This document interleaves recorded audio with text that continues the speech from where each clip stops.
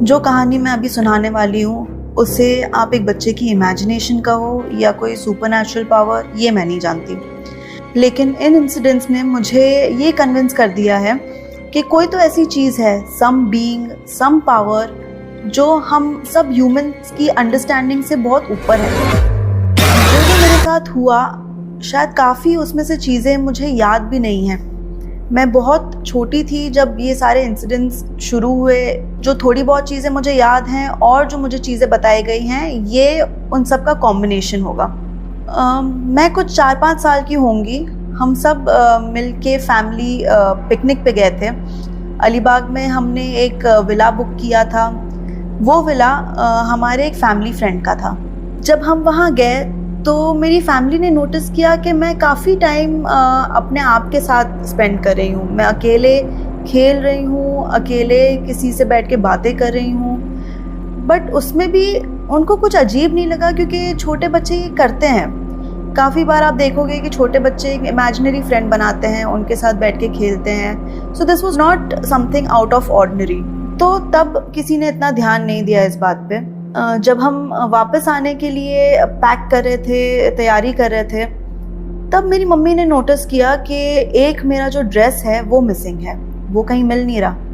बहुत ढूंढने के बाद में वो एक ड्रेस मिला किसी कबर्ड के पीछे। ड्रेस आधा जला हुआ था। हमें समझ नहीं आया कि वहाँ किसने जला के वो ड्रेस फेंका होगा।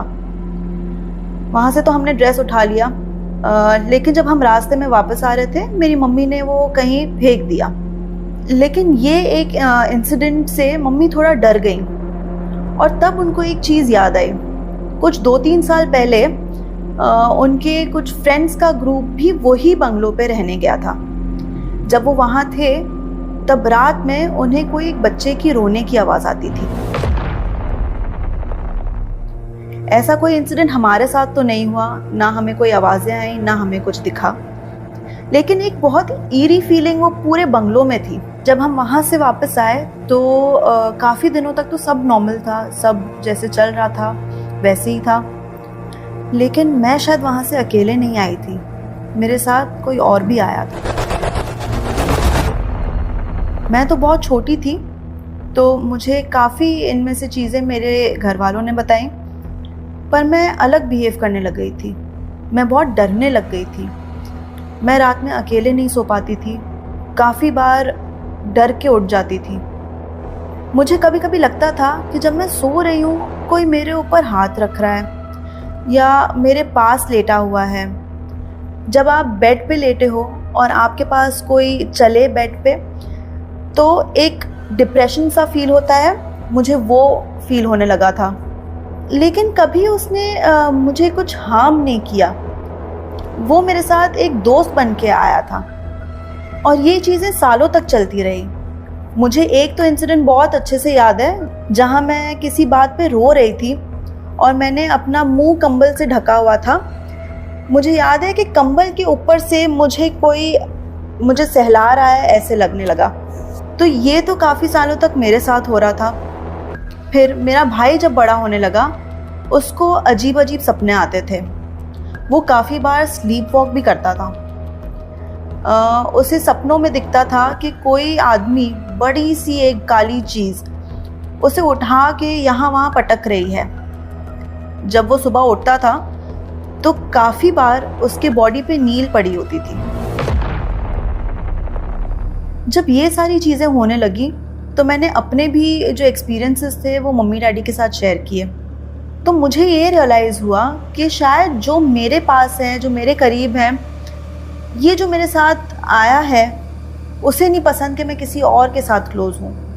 मेरे फ्रेंड्स घर पे आना काफ़ी कम कर दिया था उन्होंने, क्योंकि उनको कुछ अजीब लगता था घर आके।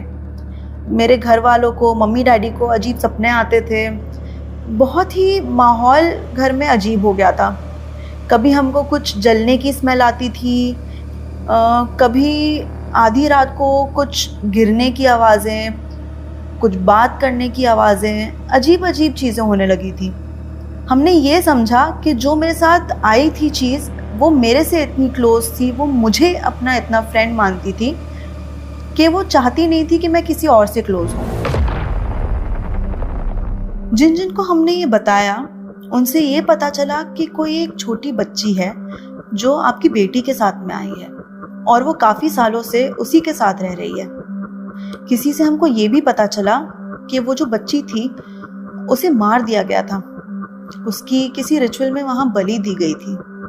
ये सारी चीज़ें सुनने के बाद घर वाले मेरे और परेशान हो गए कि इतने सालों से हमारे घर में हमारी बेटी के साथ कोई एक आत्मा या कोई सुपरनैचुरल चीज़ रह रही है।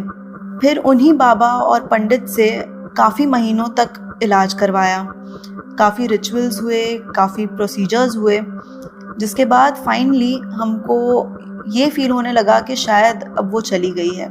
पहले जो उसके होने का एहसास मुझे होता था, उन प्रोसीजर्स के बाद में वो एहसास मुझे होना बंद हो गया।